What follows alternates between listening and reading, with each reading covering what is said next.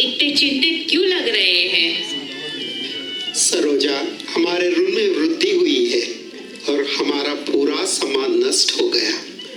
अब हम क्या करेंगे? हमारा घर, व्यापार और सारी संपत्ति उस साहूकार के पास गिरवी है।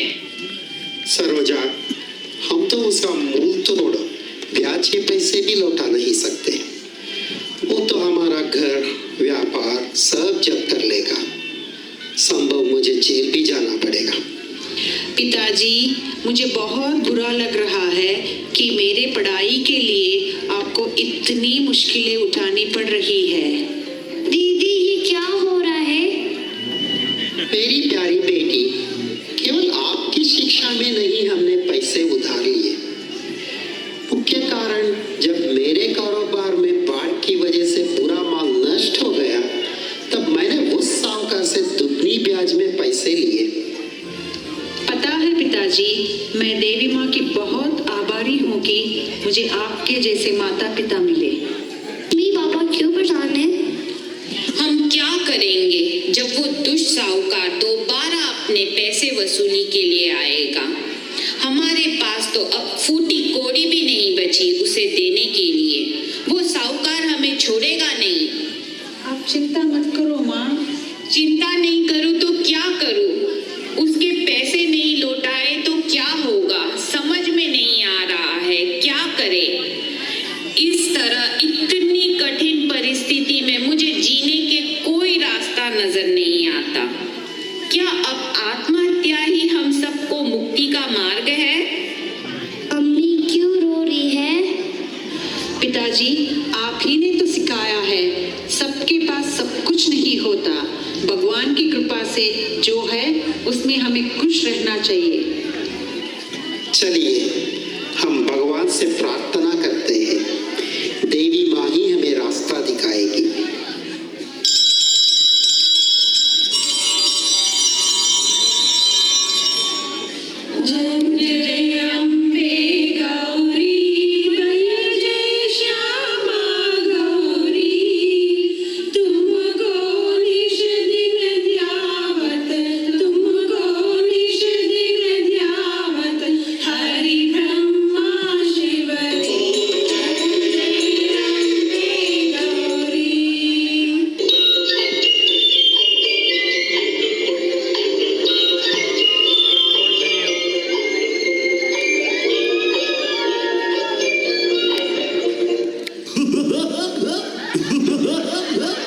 मुरारी भाई, सुनो, आपका समय समाप्त हो गया।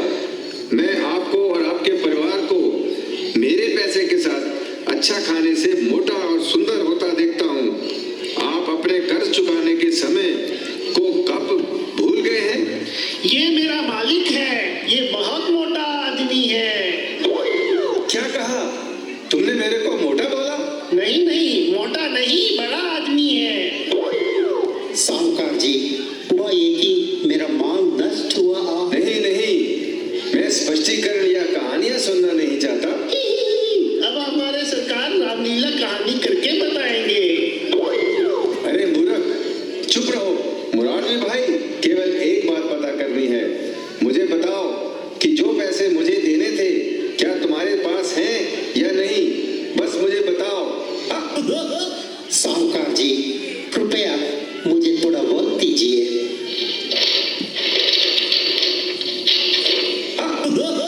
इन दस्तावेजों में ये आप देख रहे हैं, जिन पर आपके द्वारा हस्ताक्षर किए गए हैं, निर्धारित समय पहले से ही समाप्त हो गया है। हम आपको अधिक समय क्यों दें? साहूकार जी, थोड़ा दया हम पर दिखाइए। बहन जी, माफ करना, मेरा काम दया दिखाना नहीं है, बल्कि अपने पैसे सूद समेत लेना है। लेकिन आप एक अच्छी स्त्री हैं, इसलिए मैं भी कुछ अच्छा करता हूँ। भगवान आपका भला करे। मैं गांव के प्रधान के साथ कल यहाँ आऊंगा। मैं 2 पर्चियां बना दूंगा।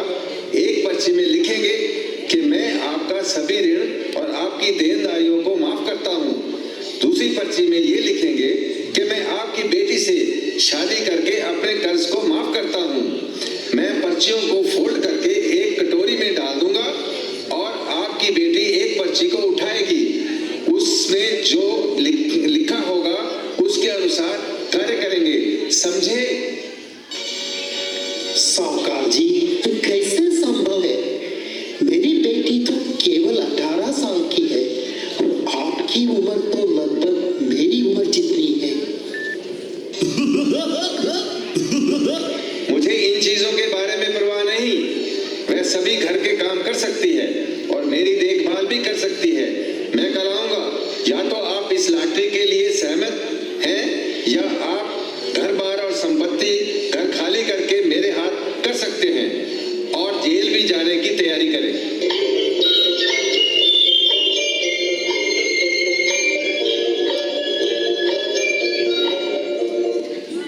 हे भगवान, देवी माँ, ये कैसी कठिन परीक्षा हमारे जीवन में आ गई। क्या हमें घर छोड़ के जाना होगा? साहूकार तो बहुत ही प्रभावशाली व्यक्ति है। गांव में कोई भी उसका बात टाल नहीं सकता। वो मुखिया भी उसी का आदमी है। मुझे तो यकीन है वो दोनों पर्ची हमारी बेटी के साथ शादी करने के लिए लिखेंगे। माताजी, पिताजी, हमें देवी माँ रास्ता दिखाएगी। चलो हम सभी उनसे प्रार्थना करते हैं।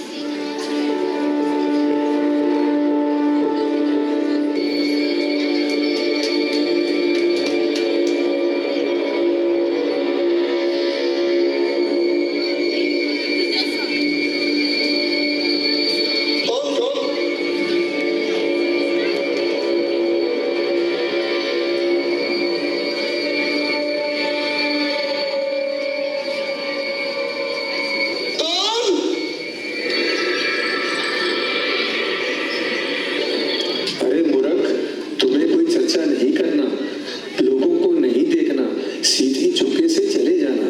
सावधान, और मेरे साथ आओ। देखो, यही है ग्राम मुखिया का घर।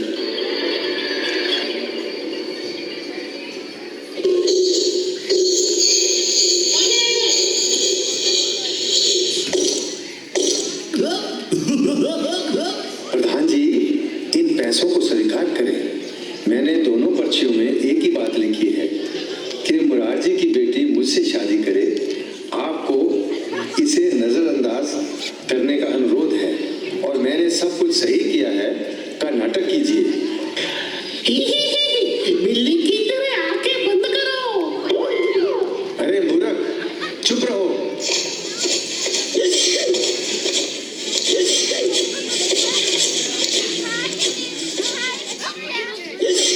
सब कुछ जिस तरह आपको चाहिए होने दें यमराज जी। कृपया किसी से भी हमारे कारोबार के बारे में बात नहीं कीजिए। मैं सब ख्याल रखूंगा, चिंता मत करो, बस मेरे साथ आइए।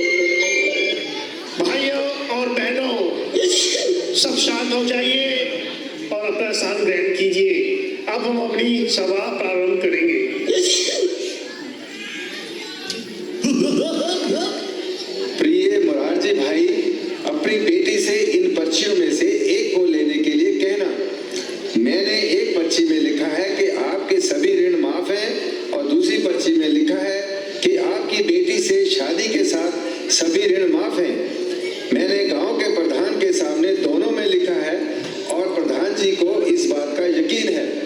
अपनी बेटी को आपके भाग्य का चयन करने के लिए पर्ची लेने दो, वरना मुझे अपनी संपत्ति और घर बार देने के बाद आपको जेल में जाना होगा। हे सरकार, बिल्ली से रहो। अरे चुप रहो, चुप रहो। साहूकार जी, आप दिल के इतने बड़े व्यक्ति हैं। देवी माँ, ये कैसा दुर्भाग्य है हमारा। मेरे प्यारे माताजी और पिताजी, कृपा करके आप दोनों रोइए मत। हम अपनी सारी परेशानी देवी माँ के चरणों में अर्पण करते हैं। मैं ये परीक्षा यहाँ उपस्थित सभी के सामने लेने के लिए तैयार हूँ। यमन राय जी, आप देवी माँ के सामने दोनों ही पर्चियाँ रखो। मैं देवी माँ का प्रसाद समझकर एक पर्ची उठाती हूँ।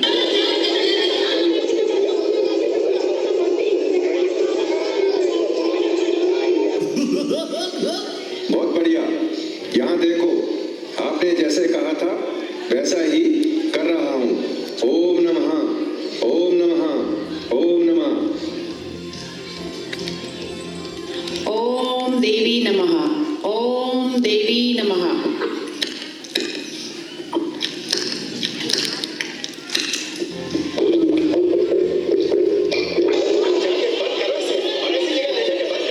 तुम क्या कर रही हो? क्यों? तुमने खोले बिना पर्ची को खा लिया? यमन राय जी, माता का प्रसाद समझकर मैंने वो पर्ची खा ली। आप कृपा करके मुखिया जी से कहिए कि वो दूसरी पर्ची पढ़े। जो उस पर्ची में नहीं लिखा होगा वही मेरे नसीब में होगा। ये कैसे संभव है? ये कैसे सही हो सकता है?